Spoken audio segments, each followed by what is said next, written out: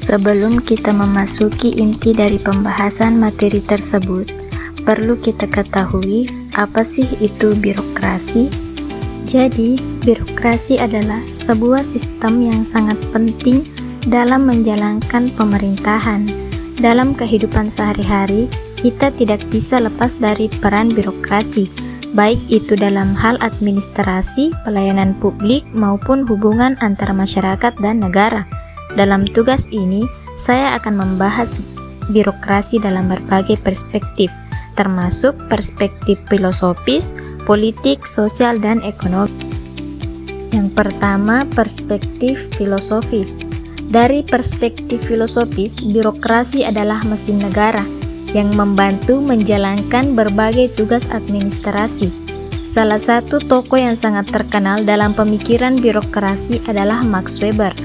Max Weber menggambarkan birokrasi sebagai sistem organisasi yang rasional dan efisien, di mana aturan dan prosedur menjadi dasar yang sangat penting.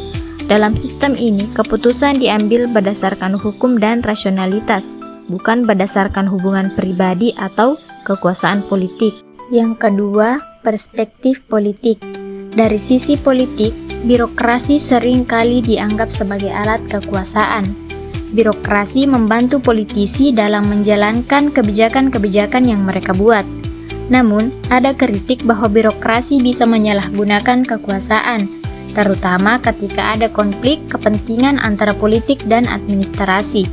Dalam kasus Indonesia, meskipun sudah ada reformasi birokrasi, masih sering terjadi hal yang diizinkan di kalangan pejabat birokrasi.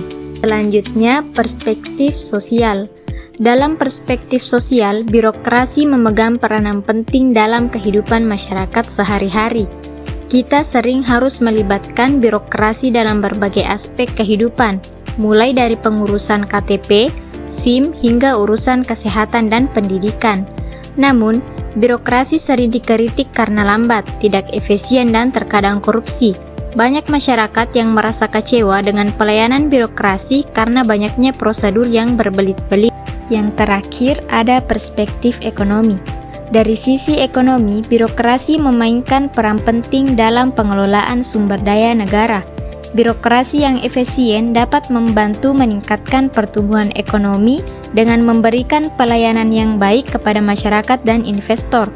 Sebaliknya, birokrasi yang lamban dan tidak transparan justru bisa menjadi penghambat bagi pembangunan ekonomi. Oleh karena itu, reformasi birokrasi seringkali juga berfokus pada peningkatan efisiensi dan prosedur pemangkasan yang tidak diperlukan. Adapun kesimpulan dari materi ini yaitu, birokrasi memang sangat penting dalam menjalankan berbagai fungsi pemerintahan dan pelayanan publik. Namun, masih banyak tantangan yang harus dihadapi oleh birokrasi, terutama dalam hal efektivitas, efisiensi, dan transparansi. Reformasi birokrasi menjadi hal yang sangat penting untuk memperbaiki citra birokrasi di Indonesia dan meningkatkan kepercayaan masyarakat kepada pemerintah. Saya berharap di masa depan, birokrasi di Indonesia bisa semakin baik dan mampu memberikan pelayanan yang cepat serta memuaskan bagi seluruh rakyat.